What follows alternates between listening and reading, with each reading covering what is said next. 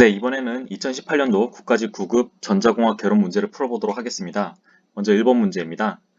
최대 주파수가 10kHz니까 샘플링 주파수는 그 2배가 되어야겠죠? 최소한. 그럼 답은 20이 될 것이고요. 양자와 레벨의 수가 126일 때 최소 비트 수는 얼마일까요? 2의 7승은 128로서 126보다 크거나 같은 최소의 비트 수가 바로 7비트가 되겠죠? 그래서 답은 3번이 되겠습니다. 답은 3번. 이거 넘어가겠습니다. 네, BJT와 모스펫에 대한 설명인데요. 모스펫은 그 소스에 있는 다수 캐리어에 이동해서 동작 특성이 결정되기 때문에 단극성 소자가 맞습니다. 이에 비해 BJT는 바이폴라죠, 이름부터가. 전자와 전공 모두 이동을 합니다. BJT에 비해서 모스펫은 입력 임피던스 값이 매우 큽니다. 왜냐하면 기호만 봐도 BJT는 이런 식인 반면 모스는 이렇게 떨어져 있죠, 공간이. 그러니까 커피스탄스만 존재하고 저항값은 무한대로 봐도 됩니다. BJT에 비해 모스펫은 속도가 빠르다. 그렇지 않습니다. BJT는 일단 흘려주는 전류가 더 크고요. 비슷한 조건일 때. 모스 같은 경우엔 여기 커피스탄스가 있기 때문에 RC 딜레이가 생깁니다. RC 딜레이가 생기기 때문에 더 느려지게 됩니다. 그래서 고속 회로에서는 CMOS를 잘 사용하지 않습니다. BJT에 비해 모스펫은 단위 소자 면적을 줄일 수 있어서 고밀도 집적 회로 설계가 가능하다. 바로 이 점 때문에 집적 회로에서 이런 모스를 사용하게 된 것입니다. 넘어가겠습니다. 네, 이 문제는 JK 플립플롭에 대해서 묻고 있는데요. 일단 보시면 상승 엣지 트리거가 되어 있죠. 그렇기 때문에 이 상승 엣지 구간들, 이 상승 엣지인 순간들에 대해서만 JK 입력을 받아가지고 값이 결정이 될 겁니다.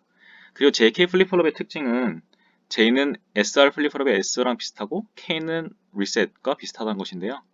다만 차이점이라면 SR 플립플롭에서는 SR이 둘 다 1일 수 없지만 JK에서는 둘 다 1이면 앞선 상태가 반전된다는 것입니다. 자, 그러면 여기서부터 시작을 해볼게요. T0일 때는 일단 1이라 했고요. 상승 엣지일 때 K가 1이므로 0으로 리셋될 겁니다. 그리고 하강 엣지일 때는 그대로 앞선 값이 유지가 되기 때문에 0일 거고요. 상승 엣지일 때 다시 보면 J가 K 둘 다 1이죠. 그러니까 반전돼서 1이 될 것이고 T2는 앞선 값을 그대로 따라가고요. 이 상태에서 보시면 JK가 둘 다 0이에요. 그래서 앞선 상태가 그대로 따라가고요. T3일 때도 앞선 상태 그대로 따라가고요. 자, 이렇게 보시면 이 순간에는 J가 1이에요. 그러니까 셋이 되니까 그냥 그대로 1일 것이고요. T4는 앞선 상태 그대로 또 따라갑니다. 따라서 0, 1, 1, 1인 3번이 답이 되겠습니다. 넘어가겠습니다. 네, 다이오드들에 대한 설명을 묻고 있는데요. 일단 제너 다이오드부터 보시면 제너 다이오드는 얘가 V라 하고 여기를 I라 할 때 이쪽의 특성은 뭐 같습니다. 저기 일반적인 다이오드랑. 근데 이쪽에서 이렇게 항복전압이 걸리게 될 때, 역전압이 걸리게 될 때 이렇게 쫙 굉장히 큰 전류를 흘리게 수 있게 되어서 마치 어떤 일정한 전화번처럼 작동을 합니다. 그래서 이거는 역방향 영역이죠. 그렇기 때문에 순방향 영역이 아니고 역방향 영역이다. 그래서 답은 1번이 될 것이고요. 발광 다이오드는 순방향 바이어스 상태에서 전류가 인가된 빛을 방출한다. 그렇습니다. 대충 그려보면 이런 식으로 되어 있을 때 순방향 바이러스가 되어서 전류가 이렇게 흐를 때 전자와 전공이 여기서 만나서 에너지가 나옵니다. 어떻게? 이는 HF에 해당하는 에너지에 해당하는 주파수를 가진 빛이 나오게 됩니다. PN접합 다이오드에서 역방향 바이어스를 가하면 PN접합부의 공팁층이 늘어난다. 맞습니다. PN접합에서 역방향 바이어스를 가하면 제가 알기로 아마 그 공핍층의 두께 D는 아마 V의 루트에 비례했던 것 같아요. 역전압에. 그래서 이거는 3번은 이렇게 된다는 거 알아두시고, 광수신 다이오드는 역방향 바이어스 상태에서 빛이 인가되면 전류를 발생시킨다. 그렇습니다. 이렇게 역방향이 크게 되어 있는 상태에서 요 E는 HF에 해당하는 빛이 딱 들어오면 그게 여기 이람수보다 크게 되면은 전자와 전공쌍이 분리가 되면서 전자는 이렇게 에너지를 받아서 이동하게 되고 전공도 이렇게 힘을 받아서 이동하게 됩니다. 전기에 대해서 드리프트가 되죠. 그래서 전류가 생기게 됩니다. 그래서 답은 1번이 되겠습니다. 네, FM에서 프리엠퍼시스를 쓰고 수신할 때는 디엠퍼시스를 쓰는 이유에 대해서 묻고 있는데요. FM은 고주파 노이즈가 생깁니다. 고주파 잡음이 큽니다. 그러므로 고주파 잡음을 일단 눌러주기 위해서 상대적으로 우리 시그널의 주파수를 높은 쪽을 높여줘요.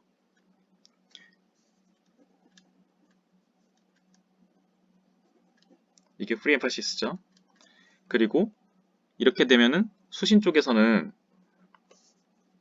이거를 다시 역으로 이렇게 낮춰줍니다. 이게 디엠퍼시스죠. 이렇게 되면은 이 낮아지는 효과에 의해서 잡음은 줄어들고 서로 역함수 관계이므로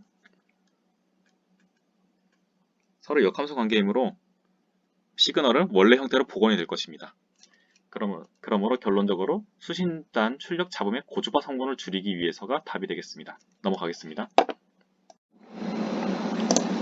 자, 그림과 같은 임펄스 응답 HN을 갖는 선형 시불변 이산 시스템에서 XN에 대해서 YN을 구하라 라는 문제인데요. XN이 N인 0인 곳에서는 1이고 그 외 모든 N에 대해서는 0이라면 Y 이름 같은 경우엔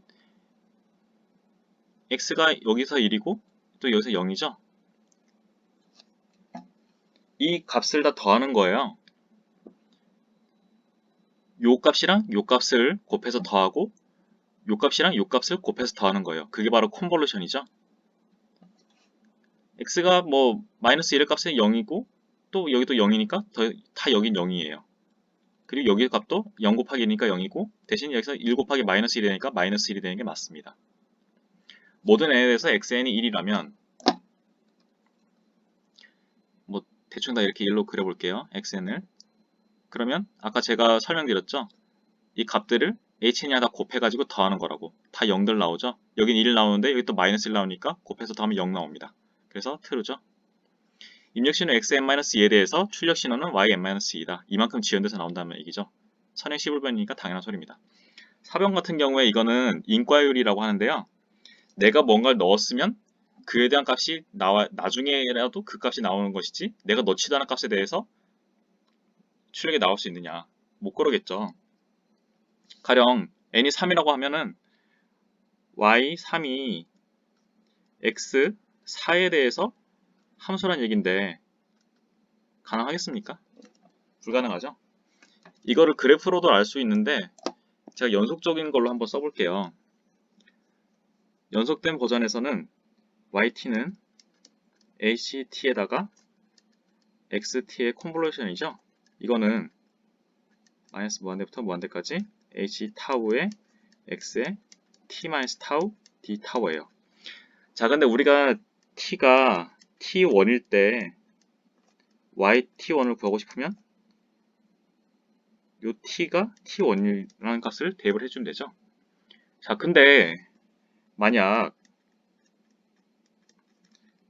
t1 빼기 타우가 t1보다 크다면, 즉 t1 이후의 값이라면, 그러니까 타우가 음수라면 어떨 경우에 이게 코잘리티, 인과율을 만족시킬 수 있을까요? 그러니까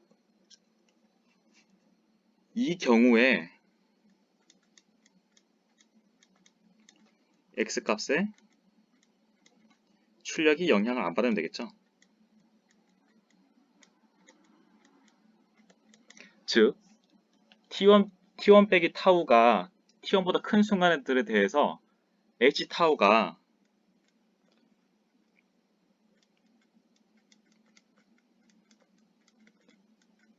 타우에 대해서 h 타우가 0이면 되죠. 즉 타우가 음수인 경우에 H 타우는 0이면 코잘리티가 만족을 하게 됩니다. 지금 보시면 여기 보면 타우가 0보다 작은 순간 다 0이에요. 그렇기 때문에 코잘리티를 만족한다는 걸 바로 알 수가 있습니다. 어쨌든 4번은 이런 의미가 있다는 거 알아두시고 넘어가도록 하겠습니다. 자, 이 문제는 제가 좀 강조하고 싶은 게 있는데요. 먼저 간단하게 한쪽 서킷만 그려볼게요.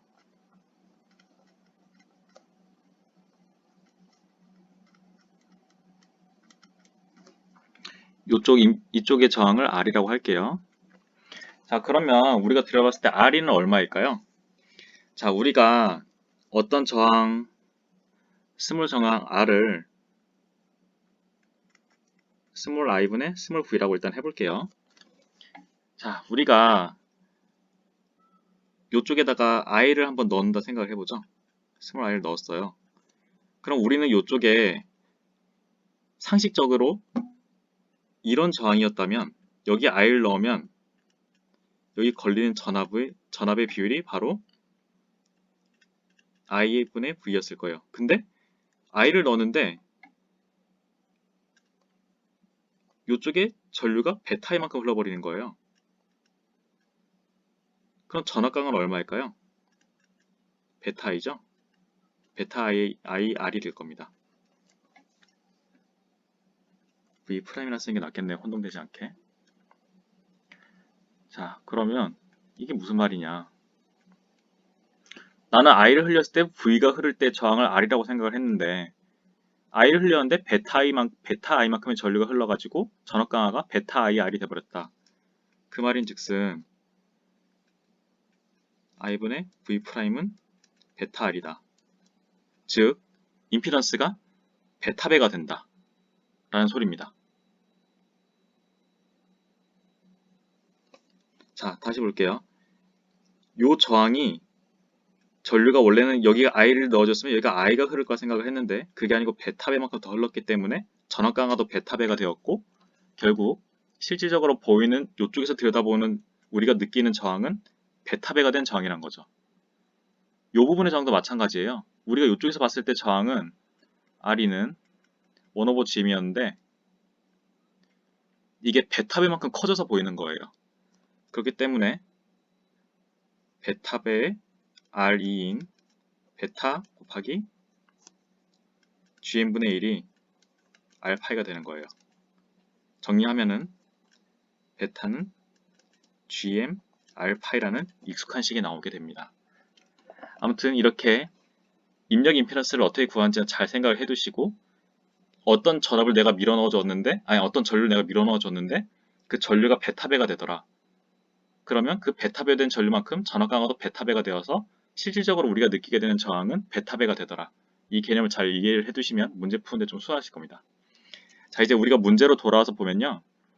여기 R이가 있고 이쪽으로 들여다보는 저항 R이가 있을 거예요. R이 프라임 1/GM이죠. 왜 1/GM이 되는지 나중에 한번 설명을 해드릴게요. 이게 25ohm이래요. 근데 여기서 병렬이잖아요. 이거랑 이쪽 길이 두 개가 있는 거니까. 그래서 R이랑 라지 R이랑 R이 프라임을 병렬한 건데 이 값은 지금 보시면 라지 R이가 너무 커요. 스몰 R이 프라임에 비해서. 그래서 이 값은 거의 R이 프라임이랑 같습니다. 왜냐? 이쪽이 무한대라 생각해보세요. 저항이 하나밖에 없는 거랑 마찬가지죠. 그래서 한쪽 저항이 압도적으로 커버리면 이쪽으로 흐르는 전류는 거의 없게 되기 때문에 작은 쪽의 저항을 거의 따라간다고 보시면 됩니다. 자, 그러면은 이쪽 이미터 팔로워에 대해서 생각을 해보시면은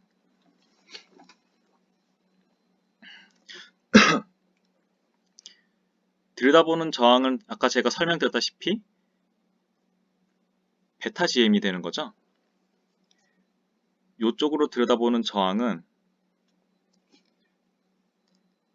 베타 GM분의 1분의 여기다가 베타에 또 GM분의 1을 더한 게 돼요. 왜냐? 이 부분의 임피던스가 1/GM이고 이 부분의 임피던스가 또 1/GM이잖아요. 요거는 병렬인데 요거는 거의 무시되고 그렇기 때문에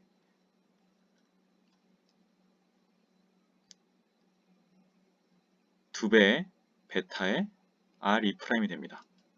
자, 그러면 200 곱하기 25가 되어서 답은 얼마일까요? 5kΩ이 되겠죠? 그래서 2번과 4번 중에 하나인데 Vout을 구해볼게요.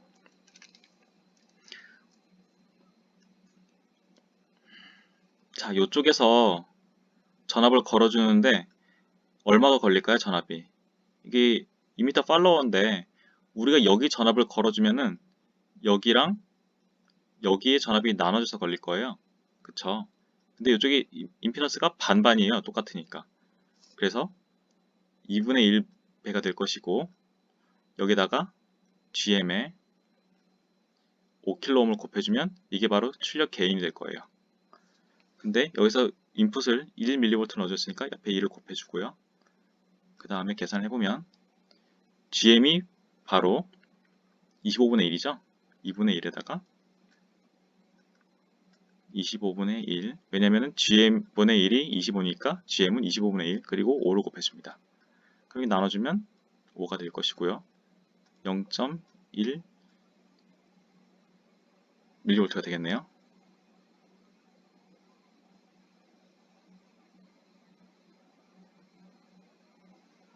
맞나요? 아니죠? 이거 K죠? K이기 때문에 M이 없어지기 때문에 0.1V입니다. 죄송합니다. 0.1V이기 때문에 이거는 100mV가 되겠죠. 그래서 답은 2번이 되겠습니다. 이 문제는 제가 이렇게 해설을 한번 조금 정신없이 해봤는데 굉장히 중요한 개념을 담고 있어요. 우리가 전자회로를 직관적으로 어떻게 이해를 해야 될지에 대해서 제가 설명을 드린 거니까 한번 꼭 따라가지고 차근차근 따라가 보시고 이해를 완전히 해주시는 걸 바라겠습니다. 넘어가겠습니다. 자, 이 문제를 풀기 위해서는 개인 밴드위스 곱을 알아야 되는데요.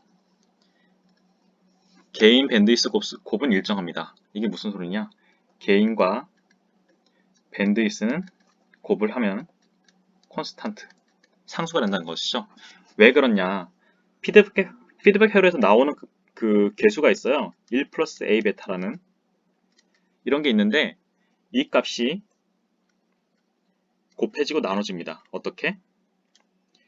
개인은 1 플러스 AB, 개인은 1 플러스 A 베타분의 개인으로, 개인은 작아지지만 밴드위스는 기본 밴드위스의 1 플러스 A 베타 배가 돼요. 이런 식으로 개인은 손해를 보지만 밴드위스 같은 데서 이득을 보기 때문에 이 둘을 곱해주면 이게 약분돼 가지고 결국 개인 밴드위스 곱이 나오게 됩니다. 자, 이걸 이용하면은 중폭기 자체 중간 영역 개방 루프 전압이 드는 100dB라 했어요. 자, 100dB란 10 로그 20 로그죠? 죄송합니다. 20 로그 V 인분의 V 아웃 이걸 나눠주면 V 인분의 V 아웃은 10의 5승이 돼요. 그 다음에 차단주 파수 대역폭이죠? 차단주 파수가 기본 10이었어요. 즉 개인 밴드위스는 10의 5승 곱하기 10 해서 10의 6승이었단 말이죠. 자, 그럼 이제 역으로 계산해 볼게요.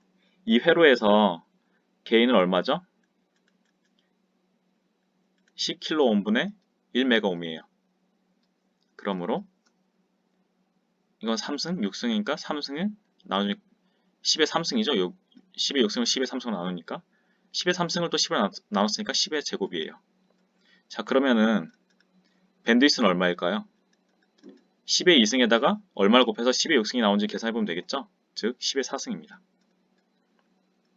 이거는 10kHz예요. 따라서 답은 2번이 되겠습니다. 개인 밴드위스의 곱은 일정하다는 거 잘 알아두시기 바라겠습니다. 자, 최대 전력 전달이 되기 위한 값은 테브닌 저항과 같죠? 그렇기 때문에 여기를 쇼트시키고 테브닌 저항을 한번 구해보도록 하겠습니다. 요것과 이건 자리를 한번 바꿔볼게요. 그래도 어차피 전압 강화는 이렇게 합으로 나타나기 때문에 전압 강화는 이렇게 덧셈으로 나타나기 때문에 덧셈의 교환법칙에 의해서 자리를 바꿔도 상관이 없죠. 그렇기 때문에 그려보면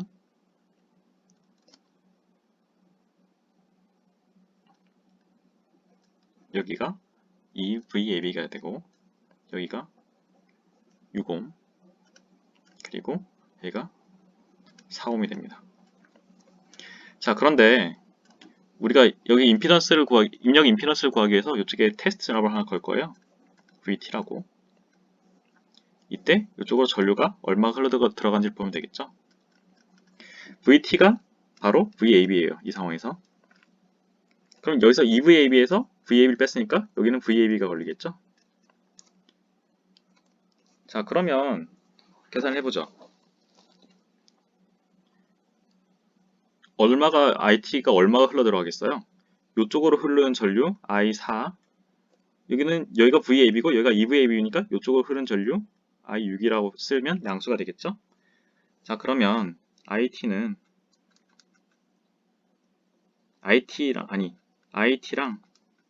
I6을 더하면 I4가 나올 거예요. 정리하면 IT에다가 I6은 얼마예요? 6분의 VAB죠? 이거를 이렇게 더해주면 I4 그러니까 4분의 VAB가 된다. 자, 그러면 정리하면 IT는 12분의 3 빼기 2 VAB에서 12분의 1 VAB 따라서 저항은 I분의 V죠? 12옴이 될 거예요. 자, 그래서 답은 12옴이다가 되겠습니다. 넘어가겠습니다. 자, 이 회로에서 주기 t마다 듀티 사이클 D에 비할 만큼 스위치가 닫힌대요. 그러니까 닫혀있는 시간은 DT만큼 스위치가 닫혀서 ON이라는 거죠. 자, 그러면 여기서 보면 여기 전압이 여기 전압보다 클 때는 여기가 딱 다이오드가 쇼트 돼가지고 전압이 걸려요. 그 다음에 여기 전압이 떨어진다. 그럼 다이오드가 꺼져가지고 여기 전압이 유지가 되고 있는데 어떤 값 유지가 되고 있는데 이 값이 여기 있는 차지들이 이렇게 빠져나와요. R을 통해서 이렇게 빠져나오는데 C는 출력 전압이 일정하다고 충분히 크다 했으니까 차지들이 그래도 많이 남는 거예요. 이렇게 빠져나가도 유지가 될 만큼 V가 즉 RC가 충분히 큰 거죠. 그러니까 시상수가 충분히 커가지고 전류가 천천히 빠져나가는 거예요. 그렇기 때문에 전압은 V로 계속 유지가 된다. 자, 그러면은 우리가 이제 조금 더 계산을 해볼게요. VS는 일단 1V라 했어요. 그리고 이쪽에 걸리는 전압은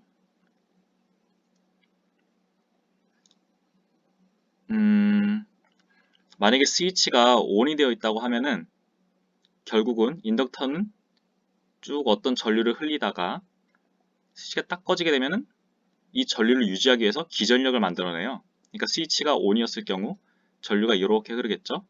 이 전류를 계속 유지하기 위해서 스위치가 오프가 되어도 이렇게 기전력을 자기가 무슨 전압원처럼 만들어내가지고 이 방향의 전류를 계속 흘려준단 말이에요. 그렇기 때문에 전압의 방향, 여기 유도 기전력의 전압을 이렇게 쓰고 VL이라 할게요. 그럼 결과적으로 VS와 이 VL이 더해져가지고 이쪽 V가 되는 거예요. 자, 그럼 이제 문제를 제대로 풀어보도록 하겠습니다. 먼저 VS는 이게 닫혀있는 동안에 인덕터에 걸린 전압 VS는 L DT분의 DI예요. 그쵸? 여기가 딱 닫혀있을 경우 여기에 플러스 마이너스 걸려가지고 전류가 이 방향 이렇게 흐를 테니까. 근데 DT가 그냥 라지 DT로 써도 되죠. 선형적으로 근사를 한다고 치면 라지 DT가 되고 여기는 전류가 어떤 변화량 델타 I가 될 거예요. 전류 변화량. 자, 근데 VS가 1이라 했어요. 그리고 인덕턴스가 1mH네요. 1 곱하기 10의 마이너스 3승. 자, 그리고 DT를 보시면 D가 0.5고 T가 10 마이크로섹이에요. 그러므로 DT는 5 마이크로섹이겠죠? 5 마이크로세컨드. 그리고 전류는 그냥 뭐 델타 I라 씁시다. 그랬을 때 전류를 구해보면 어떻게 되겠어요? 양변에 10의 3승을 곱하면 10의 3승이 되겠죠, 얘가. 얘가 10의 3승이고 이거 곱해주면 델타 i는 5 곱하기 10의 마이너스 3승이 될 거예요. 자, 이제 스위치가 오프가 됐어요. 이렇게 오프가 된 순간에 이 전류를 그대로 유지를 하고 싶어 해요. 그러면 여기 걸리는 유도 기전력의 전압을 똑같이 구해보면 VL은 L dt분의 di가 식은 똑같을 건데 이게 의미를 보면은 dt는 여기서 스몰 dt는 뭘까요? 스위치가 꺼져 있는 시간이겠죠? 그렇기 때문에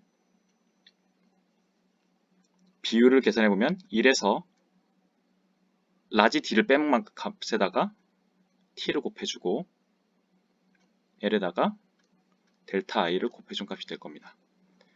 자, 그런데 보시면 d가 0.5래요. 그렇기 때문에 여기 0.5에다가 t는 그대로 같은 값이죠. 이 값은 d랑 똑같고요. L 델타 i드 이 값은 그냥 vs랑 똑같아요. 왜냐하면 지금 모든 인자들이 다 똑같으니까. 그렇기 때문에 출력 전압은 따라서 vout은 vs에다가 VL을 더한 값인데 EVS란 말이죠. 그래서 2V가 됩니다. 이 전원 회로는 한번 제대로 분석을 해보시는 걸 추천드릴게요. 저도 이 문제를 풀면서 제대로 풀어봤는데 잘 생각만 하면은 그러니까 인덕터에 걸리는 전압이랑 인덕터가 만들어내는 유도 기전력이랑 이런 것들이 어떻게 되는지만 잘 생각을 하시면은 문제를 어렵지 않게 푸실 수 있을 겁니다. 그리고 유도 기전력이라 해가지고 무슨 전력처럼 생각하실 수가 있는데 전력이 아니고요. 만들어내는 전압이에요. 전지랑 비슷하다고 보시면 됩니다. 전지도 보면 위쪽이 플러스고 마이너스, 아래쪽이 마이너스인데 전류는 위에서 아래로 흐르는 게 아니고 위에서 크게 한 바퀴 돌아가지고 아래로 들어오잖아요. 전지 안에서는 마이너스에서 플러스로 흐르고. 그러니까 이건 전압을 쓰는 게 아니고 에너지를 공급해준다는 의미인 겁니다. 기전력이라는 게. 그래서 이게 일반적으로 저항이 쓰는 전압 강화랑 유도 기전력은 방향은 같을 수 있어도 전류 흐름은 반대다. 그리고 그 의미는 무엇이다. 에너지를 쓰는 것인지 아니면 에너지를 받는 것인지 이거를 잘 생각을 하셔가지고 문제를 접근하셨으면 좋겠습니다. 넘어가겠습니다. 자, 이거 그냥 볼게요. A랑 B가 5R이죠? A랑 B가 5R 된 거에다가 위에 C가 엔드 됐고 이게 전체적으로 낫이 붙죠? 자, 이렇게 해놓고 입력을 볼게요. A가 1, B가 1, C가 0이다. 값에 상관없이 C가 0이니까 true가 나오겠죠? 이때 A가 0이고 B가 1, C가 1이다. 1과 1을 엔드 했으니까 1인데 낫을 붙였으니까 0이 나오겠죠? 그러면 답은 2번입니다. 넘어가겠습니다. 자, 공통 컬렉터 또는 이미터 팔로워라고 하는 회로인데요. 중간 주파수 대역에서 작동하고 있기 때문에 이 카피시턴스는 다 쇼트나 마찬가지예요.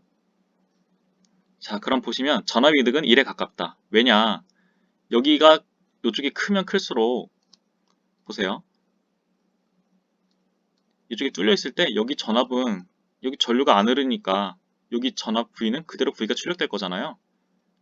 얘가 밑에 저항이 굉장히 크다고 가정을 할 때 전류가 안 흐를 거잖아요. 그럼 여기 전압은 그대로 여기 전압이 전달이 되겠죠. 그렇기 때문에 전압 게인은 거의 1이다. 그래서 1에 가깝다. 이거는 조금 문제는 있을 수 있어요. 왜냐면은 뭐 R이랑 RL 값에 따라서 달라질 수 있는 거니까. 하지만 어쨌든 간에 최대 1이고 보통 1에 가깝게 쓴다. 전압을 거의 그냥 그대로 증폭은 안 하고 입력 저항은 크게, 출력 저항은 작게 해주는 어떤 이상적인 연산 증폭기의 특성과 비슷하게 전압을 증폭해주는 회로로 쓴다.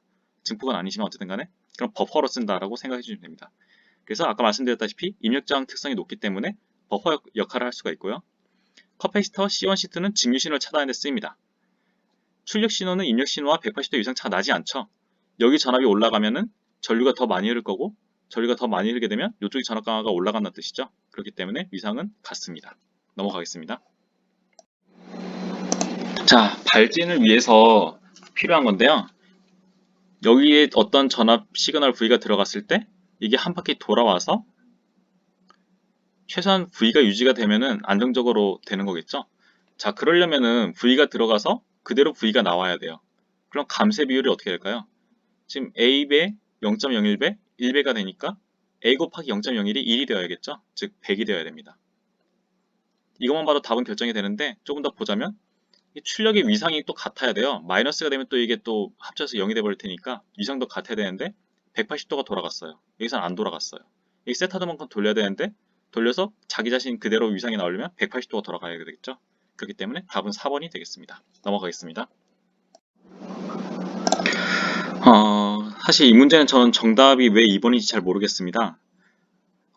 왜냐면 드레인 소스 전압은 사실 그 트랜지스터의 동작 모드를 결정하는 것이지 문턱 전압을 결정한 것은 보통 그런 물리적인 구조에 대한 거거든요. 그래서 뭐 채널의 도핑 농도라든가 뭐 옥사이드의 두께라든가 옥사이드의 넓이라든가 이런 것들이 다 영향이 있는 거고 채널 폭이 좁아지는 거랑 채널 길이가 짧아지는 거랑 같은 면적 변화를 나타내기 때문에 문턱 전압을 둘 다 감소하는 게 맞지 않을까 싶은데 그래서 답은 4번 상관이 없다가 돼야 되지 않을까 싶은데 답은 2번이래요. 그래서 이 문제는 솔직히 저는 잘 모르겠고 일단 넘기도록 하겠습니다. 혹시 잘 아시는 분 계시면 저한테 설명 좀 해주시면 정말 감사하겠습니다. 일단 넘어가겠습니다.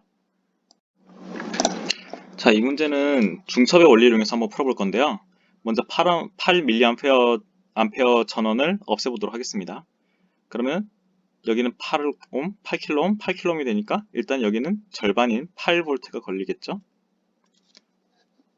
다음으로 전화번호를 쇼트 시켜가지고 구해보도록 하겠습니다. 전류비가 4와 8이니까 4와 10이니까 전류는 3대1로 흘러 들어오겠죠. 3대1로. 자, 그러면 이쪽으로 흐르는 거는 2A가 될 거예요. 2mA. 자, 그러면 어떻게 될까요? 8kΩ에서 2mA가 이 방향을 흘러요. 그러면 이렇게 16이란 말이죠. 여기를 기준으로 놓고 보면은 마이너스 16V예요. 둘을 더해주면 마이너스 8V가 나옵니다. 그래서 답은 1번이 되겠습니다. 네, 16번에 보시면 먼저 주파수가 높으면 여기가 쇼트가 되니까 0이 되고 네거티브 피드백에 의해서 여기도 0, 그래서 출력도 0이 되죠. 그렇기 때문에 이거는 LPF입니다. 근데 지금 보시면 주파수가 높으면 높을수록 이득이 떨어져야 되니까 1, 2번은 아니에요. 그쵸? 그럼 남은 건 3, 4번인데 이 중에 컷오프 주파수가 어떻게 바뀔 것이냐 인데 일단은 LPF인 경우에는 대충 뭐 이런 식으로 나오죠. 뭐 이런 식으로 나오잖아요. 근데 이게 두 개가 겹쳐졌어요. R1, C1, R2, C2에 의해서.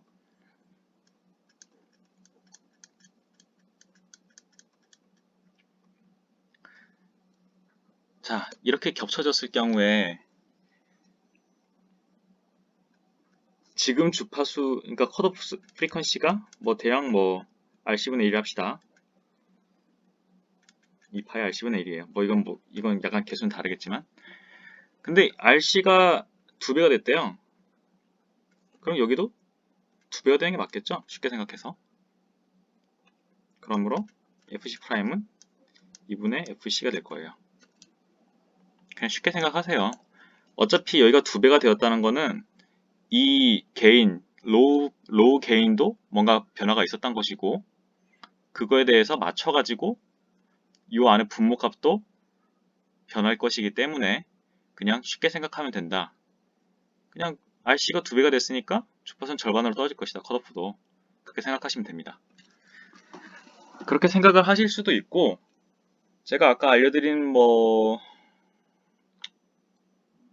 그건 적용이 안 되겠네요. 아무튼 그래서 주파수는 반으로 깎이기 때문에 답은 3번이 됩니다. 이렇게 풀고 넘어가겠습니다. 이 문제는 제가 이전에 다른 회사에서 한번 풀어드린 적이 있는데 이 낫게이트를 안쪽으로 넘길 수가 있다 했죠. 그러면서 드모르가는 법칙에 의해서 여기는 5R로 바뀔 것이고요. 그럼 이 낫은 없어질 거예요. 서로 없어지죠. 여기도 똑같이 낫을 안쪽으로 넣어 볼게요.